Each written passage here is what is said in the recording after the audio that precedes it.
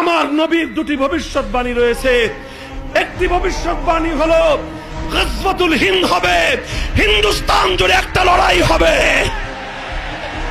গোটা ভারতবর্ষ জুড়ে এক লড়াই হবে, গোটা ভারতবর্ষ জুড়ে এক লড়াই হবে। সেই লড়াইটা হবে ঈমান আর কুফরের লড়াই, সেই লড়াই হবে তাওহীদ আর শিরকের লড়াই, সেই লড়াই হবে হক আর বাতিলের লড়াই, সেই লড়াই হবে তাদের মধ্যে যারা গরুর দুধ খায় আর তাদের মধ্যে যারা গরুর গোবর আর মুদ খায়। হিন্দুস্তান জুড়ে হক আর বাতিলের লড়াই হবে। সেই লড়াইয়ে মুসলমান যারা অংশগ্রহণ করবে তারা হবে সর্বশ্রেষ্ঠ শহীদ। সেই লড়াইয়ে যারা শাহাদাত বরণ করবে তারা হবে সর্বশ্রেষ্ঠ শহীদ। ও দুনিয়ার মুসলমান, আল্লাহর নবীর হাদিসের আলোকে বোঝা যায় চূড়ান্ত লড়াইয়ে